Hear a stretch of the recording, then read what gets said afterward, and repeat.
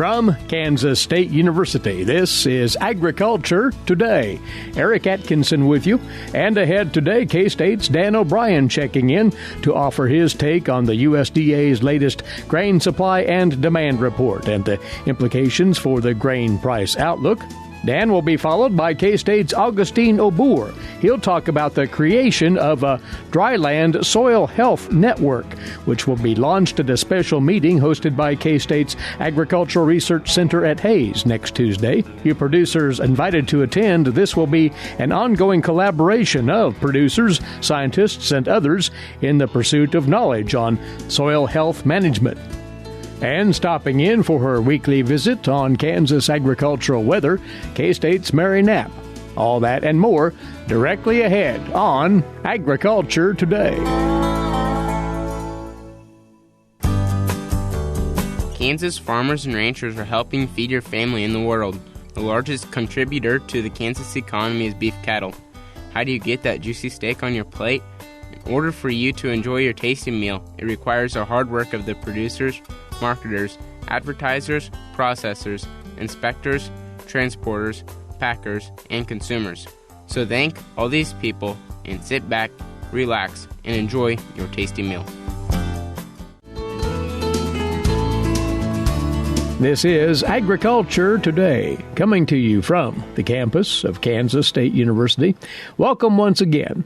The grain market scene, our first order of business here, as we talk once more with Dan O'Brien, grain market economist, K-State Research and Extension, on the heels of a USDA grain supply and demand report out this past Tuesday. Dan, we've that to review today. In general, this report not what you'd call a stem winder. What stood out to you, beginning with the numbers on corn, if you would? Well, the USDA had come into these supply-demand balance sheets for these major crops and had made what amount to, for corn, offsetting changes. They'd increased the amount of ethanol usage. They projected and decreased the export numbers by the same 50 million bushel number, so the same 50 million bushel amount. So the bottom line, stocks to use, was unchanged, and the projected price for corn also was unchanged at $3.85.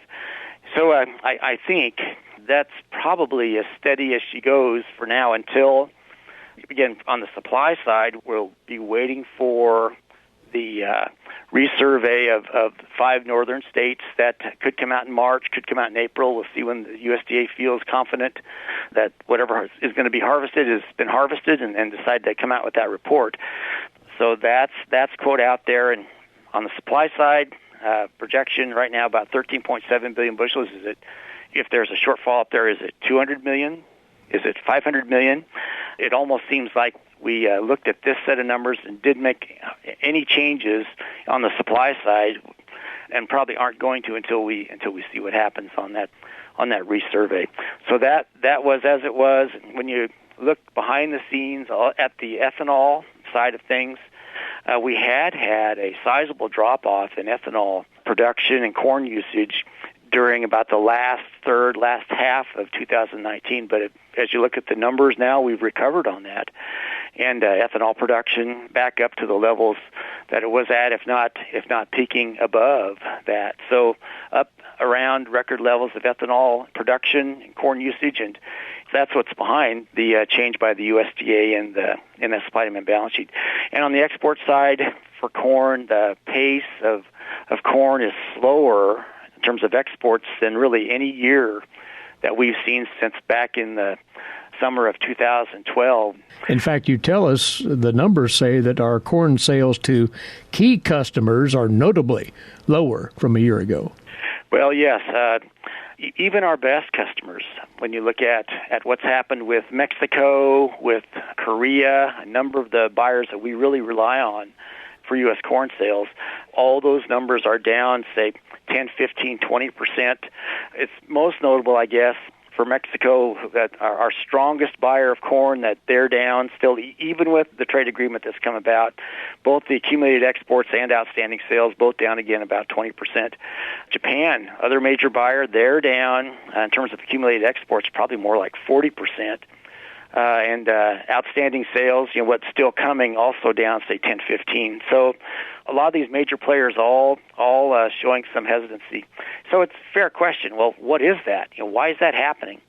In the world overall, the Asian swine flu challenge that hit the Chinese pork market and affected flows not from the U.S. directly to China, but around the globe, probably had some effect on that. Generally pretty strong U.S. currency. The stock market's doing well, higher U.S. dollar, all that in play, tending to limit our exports. And maybe probably as big an issue as any is the anticipation of at least a decent corn crop coming from Brazil, a second crop coming in the pipeline. They're going to be planted here, if not being started in some of those areas, on top of an okay corn crop for the first one that they've had. So a lot of export competition, and all that to the consternation of people in the corn market. One more thing about corn today. We've got a season average price this year of $3.85. And, given the challenges that we had in 2019 for production, there's a lot of market analysts wondering whether that number could go higher. And again, we've talked about the resurvey that'll happen here shortly by USDA. That number, $3.85, is the highest corn price we've had since way back in the 2013-14 marketing year. And it's not gangbusters in terms of heading over $4, at least not yet. But that, in combination with tight world stocks down to 26%, hasn't been that low since, again, back in 2014-15 or 13-14, and coming out of that dry 12-13 time frame. So we've actually seen the supplies moderately tight and prices moderately move higher. So that is not an indication of prosperity necessarily for corn marketings. But I guess in my own thinking, I know that we have expectations for 2020 of strong rebound in corn acreage here in the U.S. and with moisture that we have, every anticipation right now that we'll have a good corn crop again. But if we don't, if wet conditions, things turn dry, whatever come in, well, we're seeing a world situation that's been tightening up. And frankly, for buyers of grain on the other side of these transactions of farmers, they're probably anxious about where the market could go, both here in the U.S. and abroad, if we don't get that big corn crop this year.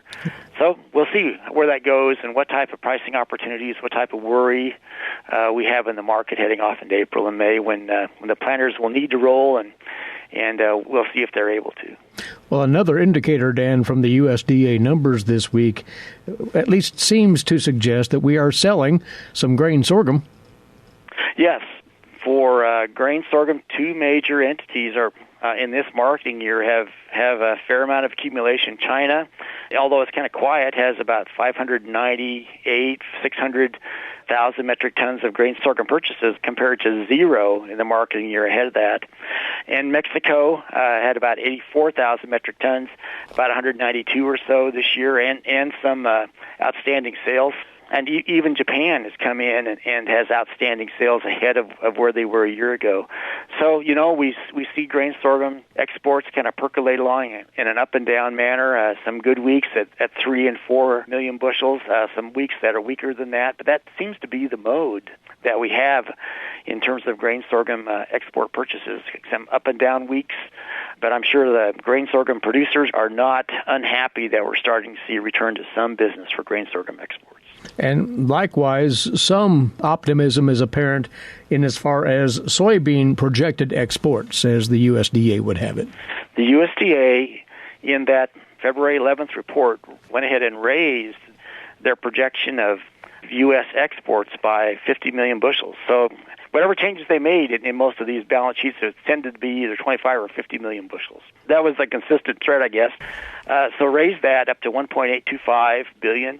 From 1.775, and there was discussion of how is the USDA planning to deal with the U.S.-China trade agreement, the Phase 1 move. I guess probably the best thing to say is that however all that came together, the USDA saw fit to raise the U.S. export number by 50 million bushels, probably a lot of that going to China. And I guess we'll see. Again, the Chinese, as they've been struggling with coronavirus and other issues in country economically, have been hesitant to just charge right in and have a lot of purchases. But the USDA, which really isn't known for making outlandish projections. If anything, they're overly cautious in most cases, has seen fit to go ahead and to make that change. And of course, that 50 million bushels of increased exports projection lowered ending stocks by the same amount, by 50 million. Stocks to use tightened up by about 1.5% or so. And in the midst of all that, oh yes, by the way, the USDA dropped their projected price.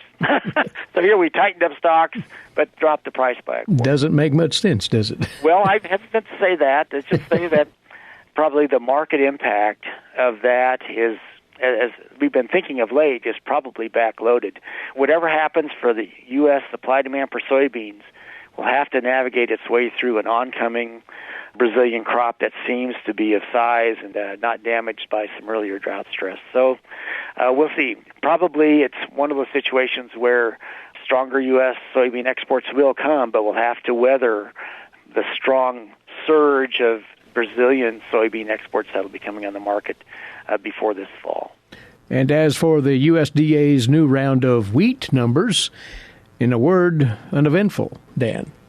Not a lot of change. The USDA did come in on their projection and raised exports by 25 million bushels. Took that number off the ending stocks. Stocks to use tightened up a little bit by 1.5% to 2%, down to about 43 million. No change in the price at $4.55 as a projection. All that said, hard red winter wheat futures from 2 weeks ago steady to down 5 cents. So if you look at seasonal price patterns in Kansas, most of these years, the high price that we've had coming into spring has actually been in February. I think a lot of wheat producers are, if they still have wheat, wondering whether they hold now into spring or they take what they can get and move forward. Hard to give strong advice either way, but there's no shame in taking something that covers the cost and gives you a profit. All right. As always, Dan, thanks for walking through all of this with us. Next Friday, we'll touch base again. Thanks, Eric. Take care. He's a grain market economist, K-State Research and Extension, from his office in Colby, northwest Kansas. That's Dan O'Brien. We'll be back in a moment on Agriculture Today. For 25 years, K-State Research and Extension's Kansas Agricultural Mediation Services has been providing a no-cost, confidential place to call in and visit with an agricultural lawyer. Our experts are available to help you producers handle legal and financial issues. Explore your options and generate solutions. Call us at 800-321-3276 or visit us online. Kansas Agricultural Mediation Services. Agriculture Today continues. There's a new initiative soon to emerge. It hopefully will generate quite a bit of conversation about promoting soil health in our dryland cropping systems.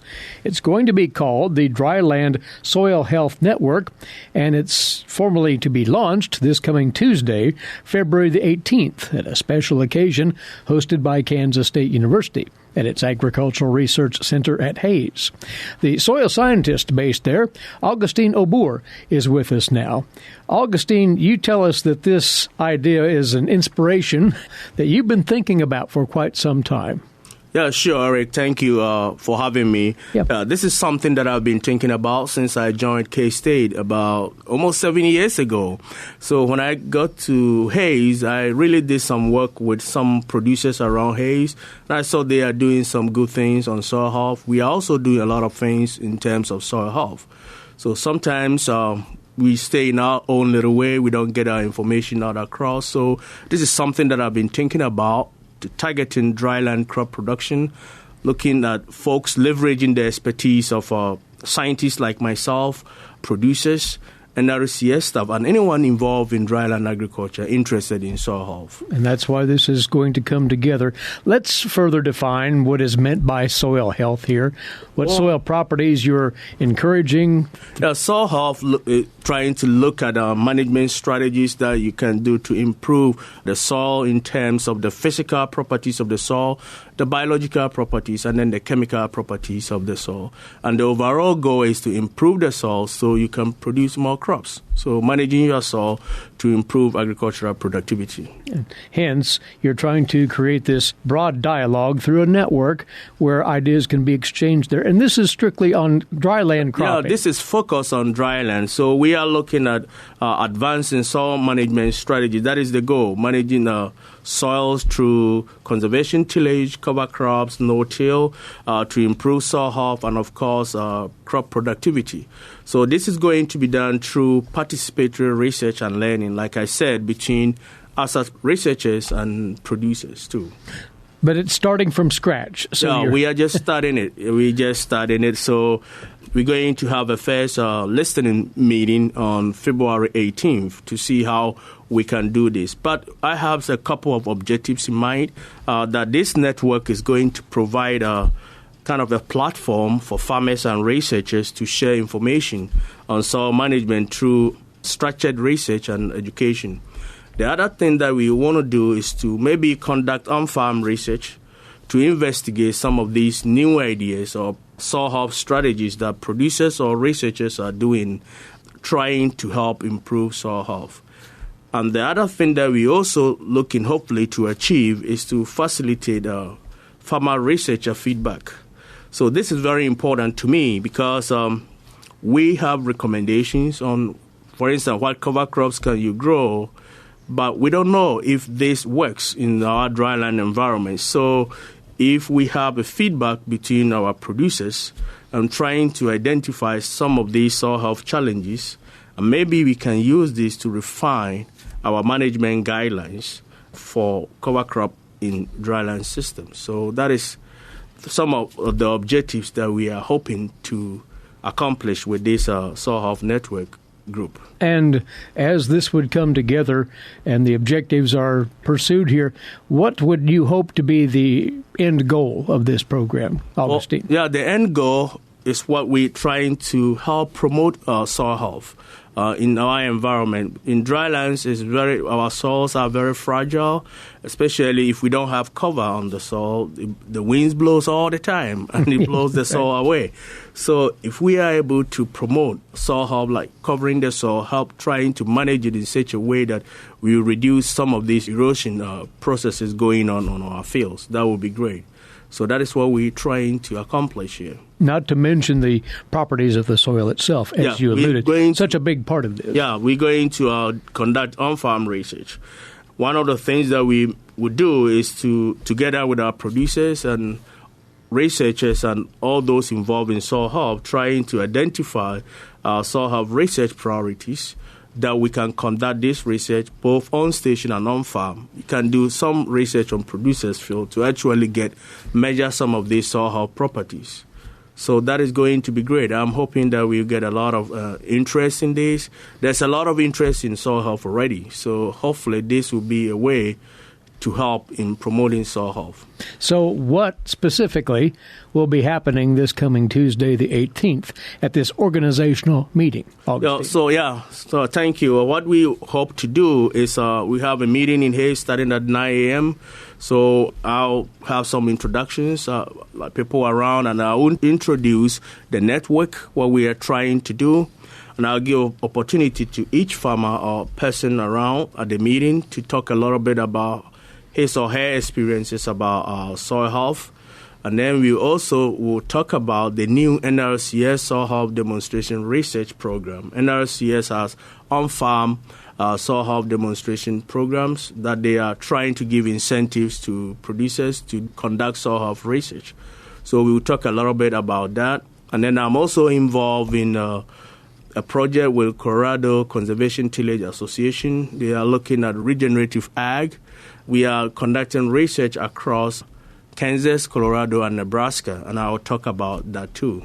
And then finally, we will talk about next steps. What are we going to do with this? And you have some ideas along that line already. I have some ideas that I have listed already, so I'll share it with the group, And then I'll ask the participants to also provide some inputs on what we can do. But you're thinking in terms of down the road, special meetings where there'll be formal exchanges of information, field days, those kinds of mechanisms, right? Yeah, so those are some things that I've listed that we can do field days on producer fields, not necessarily on K-State farms, to learn about some of the work that these producers are doing.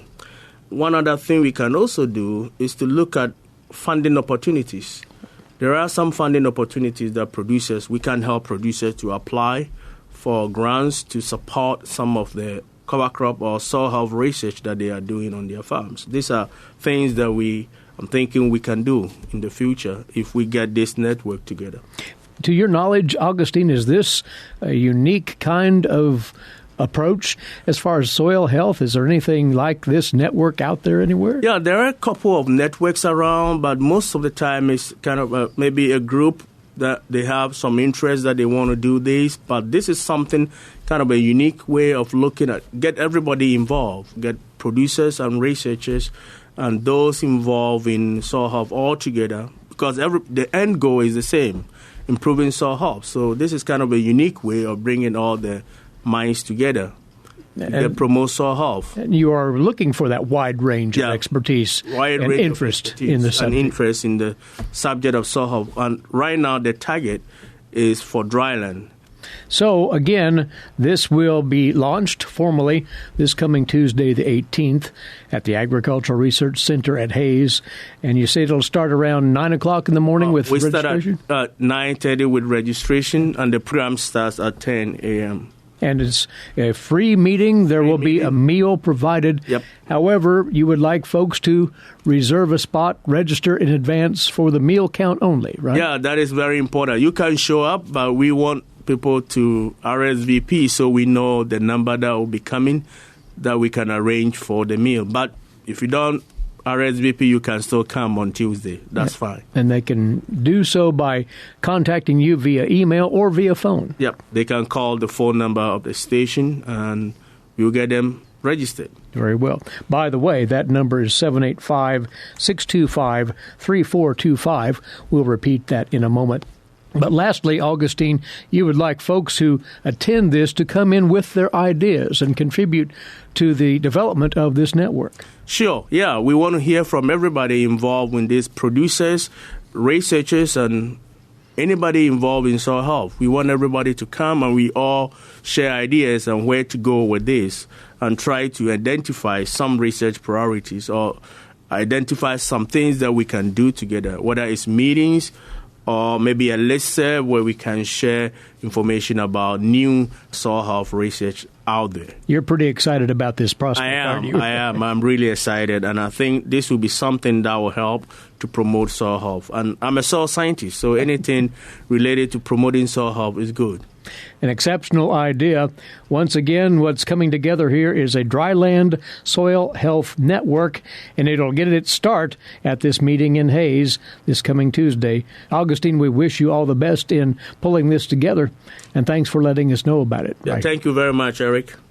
Augustine Obour is a soil scientist at K-State's Agricultural Research Center at Hayes.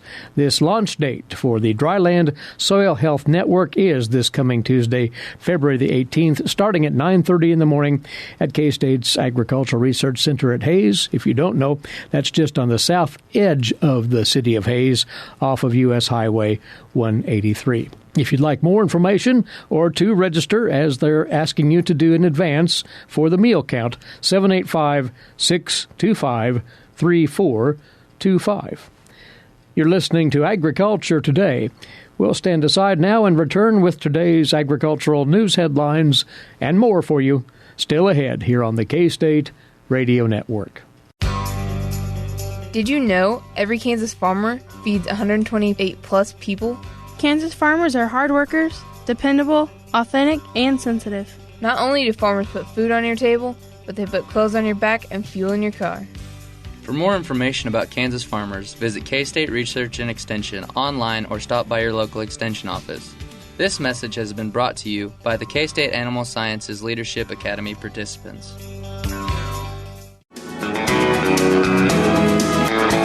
You're tuned in to Agriculture Today on the K-State Radio Network. Eric Atkinson with you. On now to today's agricultural news headlines for you, courtesy in part of DTN. Well, the United States has not yet received any indication from China that that country expects to delay its purchases of U.S. agricultural goods under the Phase 1 trade agreement due to the coronavirus situation. That, according to USDA Undersecretary for Trade and Foreign Agricultural Services, Ted McKinney. The length of the coronavirus situation will be important, says McKinney, particularly if it impacts shipping and other economic activities. He expressed hope that China would deploy additional tariff reductions to help meet the purchase commitments. Meantime, Treasury Secretary Steve Mnuchin told lawmakers during a Senate Finance Committee hearing on the fiscal year 21 budget that with the coronavirus situation in China, implementation of the Phase 1 deal, quoting him, to a certain extent, has slowed down. The CEO of the Farm Credit Administration is cautiously optimistic that the financial picture for agriculture could improve this year as the trade agreements enter into force and interest rates are expected to remain low. Quoting Glenn Smith as he spoke to the House Agriculture Appropriations Subcommittee, it may take patience, but at least the groundwork has been laid for trade normalization and improved farm prices. Smith said he means that it is too early to know if there should be 2020 market facilitation program payments. Smith and Jeffrey Hall, a Farm Credit Administration board member, appeared before the subcommittee regarding the agency's fiscal year 21 budget request of $81 million. In the third quarter of 2019, Smith said the share of adverse loan quality was 7%, compared with data from the Farm Credit System putting that at 6%. At the end of 2018, non-performing loans for the third quarter remained below 1%, while delinquent loans were at 0.3%. The Food and Drug Administration's uncertainty over how to regulate hemp, including warning letters to companies for selling products illegally, has diminished the interest of large companies in hemp food products and has, in essence, frozen processors' access to capital. That, according to the president of Gencana yesterday at a Crop Insurance and Reinsurance Bureau seminar on hemp. Gencana is a Kentucky hemp processor that filed for bankruptcy last week. Gencana President Steve Bevan told attendees at the meeting that the FDA does not have a pathway for accepting something that was an illegal substance. The crop insurers and the companies that issue reinsurance are interested in hemp because the 2018 Farm Bill made it legal to grow industrial hemp, and the USDA's Risk Management Agency recently approved a hemp crop insurance product. Bevan explained that there are 3 hemp products, fiber seed and flowers, used to make CBD, the oil used without approval to treat a range of medical problems, though CBD oil has been the dominant driver for production of hemp. In November, the FDA warned consumers that it could not conclude that CBD is safe for use in human or animal food, and it sent letters to 15 companies warning them that they were selling products containing CBD in ways that violate the Food, Drug, and Cosmetic Act. Bevan said, "I'm getting a little more frustrated as we move through time." Quoting him more, it's apparent the FDA has been investigating products for 5 years. He said he had been working with farmers who had been producing the crop in compliance with USDA rules and with companies, but now products are being removed from the market, firms being damaged economically, he says, because of the FDA's antiquated rules. Kentucky Agriculture Commissioner Ryan Quarles has asked his state's congressional delegation to urge the FDA to end what he calls its bureaucratic paralysis concerning hemp. Next up for you, this week's edition of the Kansas Wheat Scoop, and with that is Marcia Boswell. Marcia? In a time where the future successes of the farm are far from certain, there is hope. The Farm Service Agency and the Natural Resource Conservation Service offer a wide variety of programs to help farmers and ranchers protect their farm and take care of the land. These programs include the Agricultural Risk Coverage and Price Loss Coverage programs. The ARC and PLC protect a variety of crops if the effective prices drop below the reference price for the PLC, while the ARC is a safety net in case the actual crop revenue dips below the specified guaranteed level. The Conservation Reserve Program is where less than ideal farmland is taken out of production and is planted to long-term resource-conserving plant species. This leads to wildlife habitat, improvements to water quality, and reduced erosion. Landowners receive an annual rental payment, incentive payments, and cost-share assistance from the FSA. USDA's Farm Service Agency encourages agricultural producers to enroll now in the Agricultural Risk and Price Loss Coverage programs. March 15th is the enrollment deadline for the 2019 crop year. According to FSA Administrator Richard Fordyce, FSA offices have multiple programs competing for the time and attention of our staff. Because of the importance and complexities of the ARC and PLC programs, and to ensure we meet your program delivery expectations, please do not wait to start the enrollment process. Until March 15th, producers can enroll for both 2019 and 2020 during the same visit to an FSA county office, unless yield updates are requested. Additionally, farm owners have a one-time opportunity to update PLC payment yields that take effect beginning with crop year 2020. If the owner accompanies the producer to the office, the yield update and enrollments may be completed during the same office visit. The deadline for the Conservation Reserve Program is February 28th. This sign-up is available to farmers and private landowners who are either enrolling for the first time or re-enrolling for another 10 to 15-year term. CRP has 22 million acres enrolled, but the 2018 Farm Bill lifted the cap to 27 million acres. Make an appointment with your local USDA service center to sit down and discuss the different options that would work best for your personal operation. These programs are complex but important, and having these farm service professionals to go in-depth on the details can ensure you make the best choice for your unique needs. For Kansas Wheat, I'm Marcia Boswell. All right, Marcia, many thanks to you. Well, our frigid weather today will give way to much more pleasant conditions come the weekend. Mary Knapp tells us she'll have more next on Agriculture Today. When you are in need of timely, reliable, and trusted information, K-State Research and Extension is here. Whether it's organizing people, information, or resources, they have the necessary tools.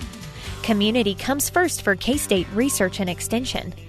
For more information and to connect with your county's extension agents, visit www.ksre.k-state.edu. Next up on Agriculture Today, Kansas agricultural weather, and our weekly chat with Mary Knapp, climatologist, K-State Research and Extension. And Mary, we did have, this past week, snow around Kansas. The amounts weren't overly impressive, but here and there was measurable moisture to speak of. Right, and it is interesting to note that if we look at the week, we can actually start the week with the snowstorm that went through southeastern Kansas. They had some fairly significant snowfall levels. They were the big winner on the snow chart, if you will, and they also had some fairly decent moisture with it. In fact, they are the division that had the greatest moisture for our week ending on Tuesday. When you look at the rest of the state, it was generally less than a hundredth of an inch, a couple of hundredths of an inch. So again, a fairly dry week for the state. That doesn't include the moisture that fell on Wednesday and Thursday. That will be accounted for in next week's weekly update. Now, with the Wednesday-Thursday snowstorm, that was kind of a little bit of a surprise in the amounts in parts of northwest and north central Kansas. It exceeded expectations. It was a little bit more productive than they had expected. It didn't move very fast, and so there were fairly good snow rates across, again, northwest, north central, along the I-70 corridor, particularly between Goodland and Oakley, a little bit further east, maybe as far as Hoxie, where, again, very fluffy, dry snow, which meant that it was blowing around quite a bit and caused a few visibility issues. On the temperature side of things, it's interesting to note that some places saw their coldest readings of the winter so far, with yesterday's lows and actually lows into this morning. We don't have all the official numbers in yet, but we had -3 up in Hiawatha.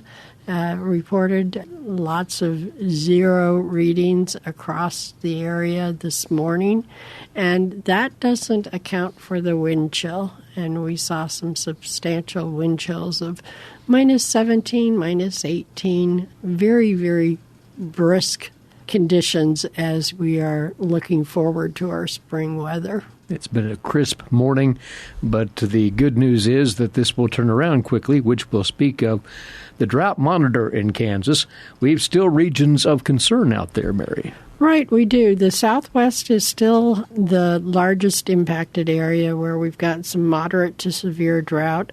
There hasn't been much change in that. There are a few areas where they did the reanalysis and cleaned up and actually had some degradation along the fringes of the moderate and severe drought.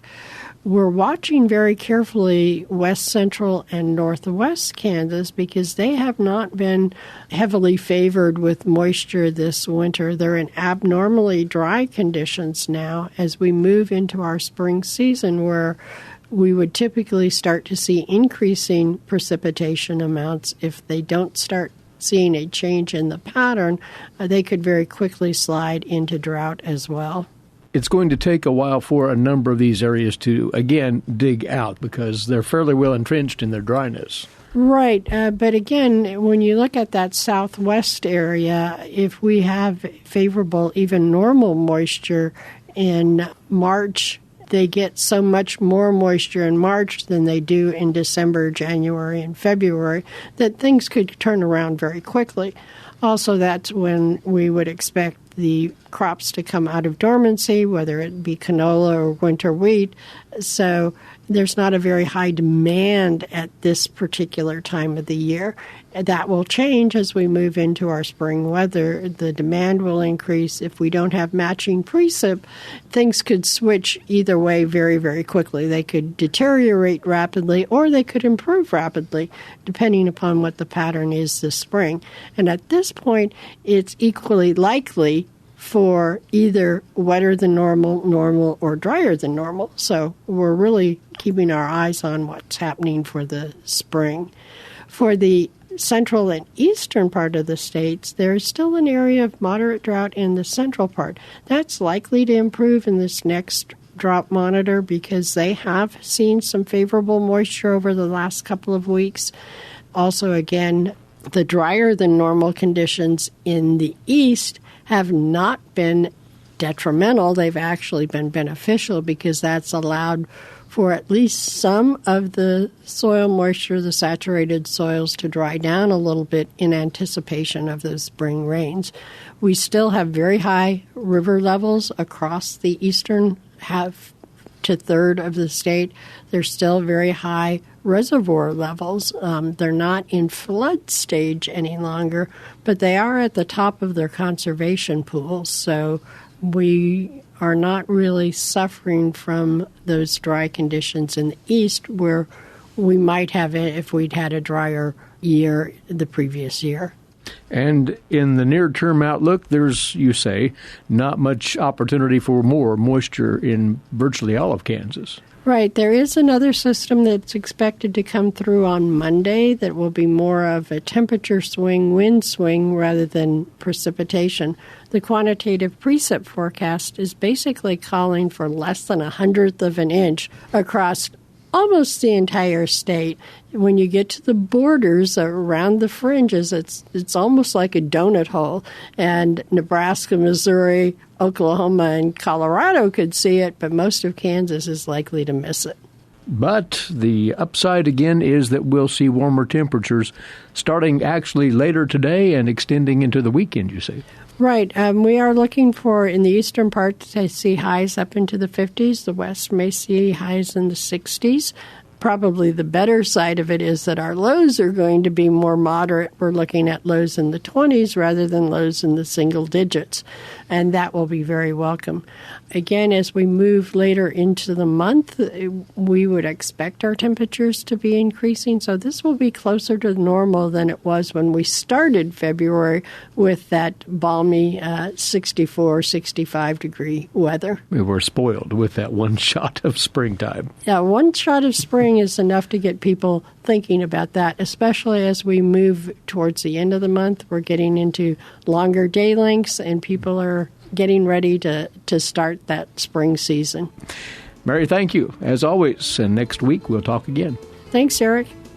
Along with us every Friday, Mary Knapp, climatologist, K-State Research and Extension. And once more, we appreciate you being along with us. Enjoy your weekend.